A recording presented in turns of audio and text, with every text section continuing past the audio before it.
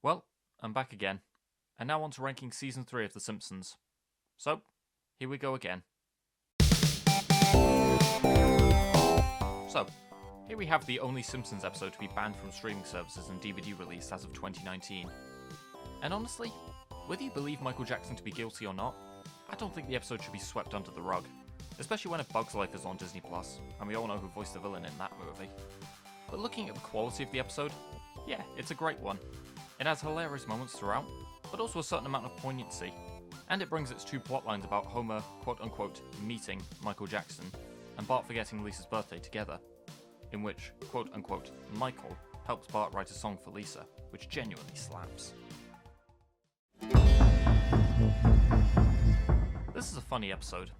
Lisa's determination to tell the truth is particularly admirable, and the episode has a lot of really funny moments, the best ones being the taxi mix-up, Homer and Bart enjoying the perks of the expenses paid, and Bart riding in the cockpit. Another really good episode.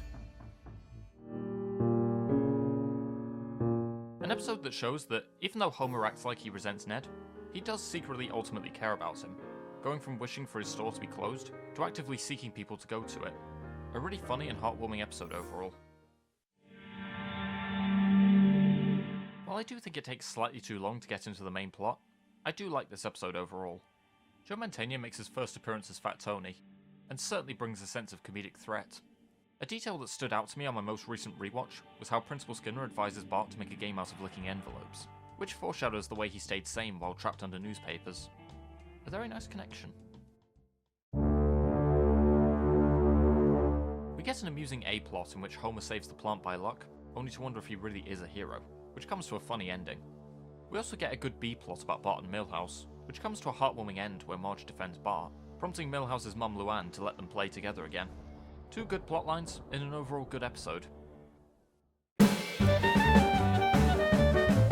It's a good episode that humanises Krusty and establishes his backstory, including his complicated relationship with his father, which does come to an emotionally gripping conclusion in the end. The episode also manages to have a lot of funny moments, particularly Krusty trying to be serious, but the spotlight not doing any favours. Both a funny and heartwarming episode. It's the second Treehouse of Horror, and this one is an improvement on the first. I like the way the segments all tie together, and they all have really good jokes in them. Lisa's nightmare features some really funny moments, the standouts being Maggie making a wish that seems like it's for a limo, only for it to simply be a delivery for a new dummy, and the ending in which Homer wishes for a turkey sandwich, which turns out to be a little dry, and gives the paw to Ned, who gets rid of the aliens and becomes celebrated. I also like the idea that everyone becomes tired of seeing The Simpsons everywhere, which seems like a subtle allegory for how big The Simpsons was at the time. Bart's nightmare is also very funny, with the highlights being Edna changing the answers in the test to accommodate Bart's, and the reconciliation between Homer and Bart at the end being the thing that woke Bart up from his quote-unquote nightmare. Homer's nightmare, while not as funny, is an entertaining story, with the twist about Burns' head really being stitched to Homer's neck being very funny. It seems as though the Treehouse of Horror episodes are upping themselves at this point. We'll see if this continues in the Season 4 ranking. A funny and poignant episode that shows Homer try to be a good father to Lisa, with her realising just how far he's willing to go for her to keep a pony. It also manages to work in a really funny Godfather reference. It's not one of my favourite episodes, but still, there goes a good episode from one of the best seasons The Simpsons ever had. A funny episode that gives Homer a good character arc in realising he needs to support Bart, even if Bart didn't choose his go-kart to race in. It also has a good Ben-Hur reference in it. Flaming Moe's has a lot of great elements to it. The setup surrounding the titular drink, and how Homer invented it, is both creative and funny. And the episode features a lot of great moments from here, including Edna drunkenly stealing the drumsticks, Homer's sarcastic, happy monologue, Homer being too upset to eat and going to Moe's, Bart's botched, huge ass prank call, and Homer's manic monologue about the secret ingredient. The Flaming Moe's song is quite nice to listen to, and I like Moe's arc in the episode.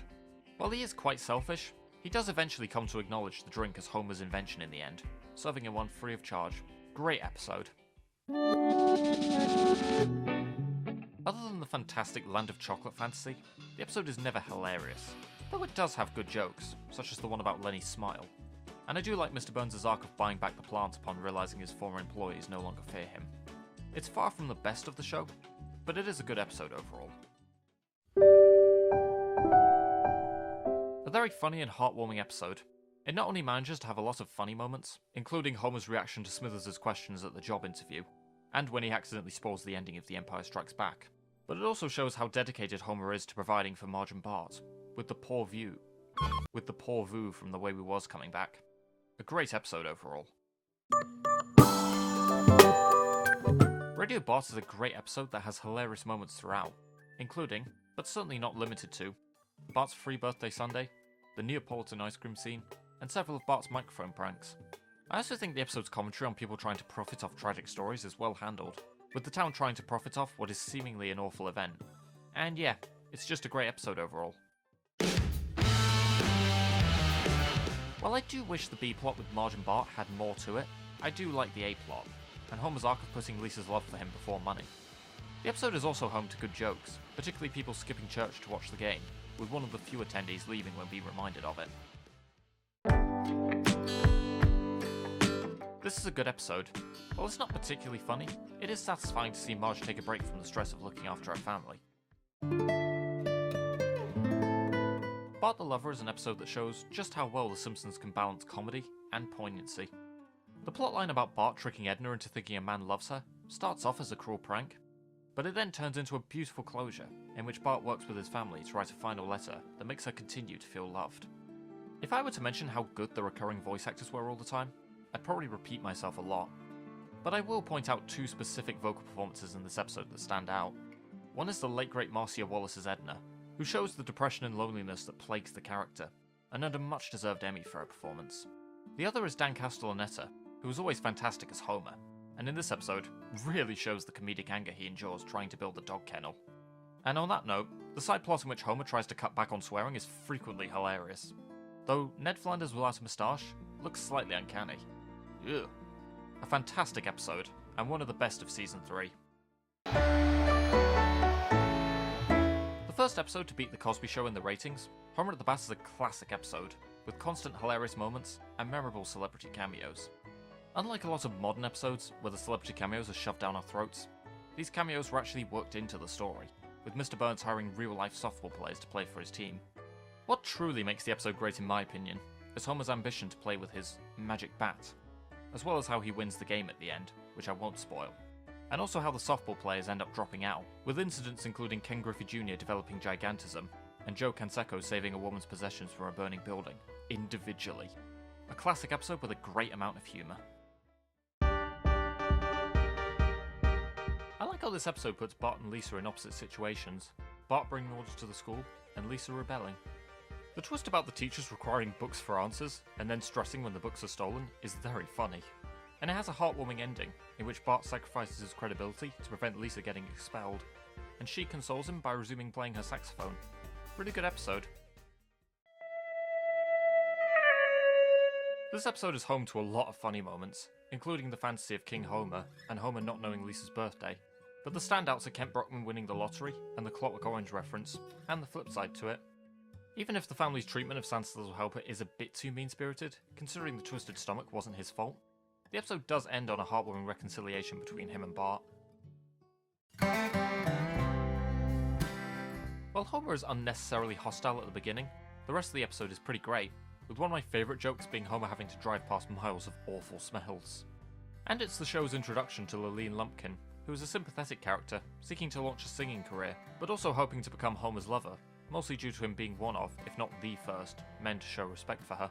Homer's conflict about remaining Lurleen's manager, even when tension rises and it puts his marriage on thin ice, is a well-executed one. And his decision to quit and return to Marge is a heartwarming one, and one that Lurleen, through a new song, reluctantly accepts. And on that topic, Lurleen's songs are all fantastic, two of which were written by her voice actress Beverly D'Angelo, whose voice performance and singing are superb. Kelsey Grammer returns as Sideshow Bob, and does a great job conveying his comedic insanity. And overall, it is a frequently hilarious episode, with some of my favourite moments being Sideshow Bob and Krusty's argument at the Emmys, the former's sarcasm about MacGyver being good, Bart trying to explain the problem to Homer before succeeding in explaining it to Marge, and the way Chief Wiggum inadvertently catches Bob at the end. A really funny episode, and a great second chapter in Sideshow Bob's character arc. This is a good episode. It has several funny moments, such as Homer telling Bart to give up if something's too hard, as well as Lisa mentioning the school bus not having seatbelts, and also accidentally killing Spinal Tap. Don't have much more to say, but I like it. Bart's Friend Falls in Love has one of the best openings in the entire series. A parody of Raiders of the Lost Ark, Bart steals Homer's change and has to escape as Homer chases him down, culminating in Bart escaping on the bus and Homer yelling gibberish with the rake. Possibly the best cultural reference in the series.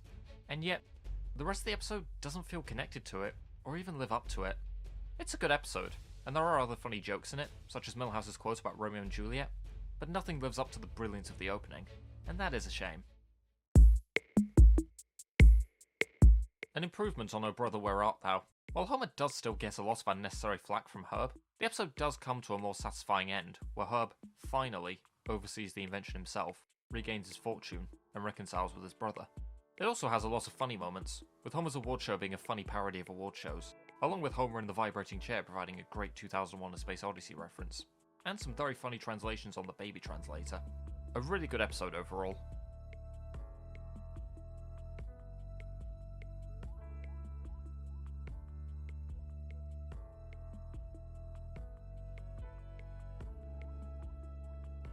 An even better season than the last two. I guess we'll see if Season 4 continues to improve an already great series.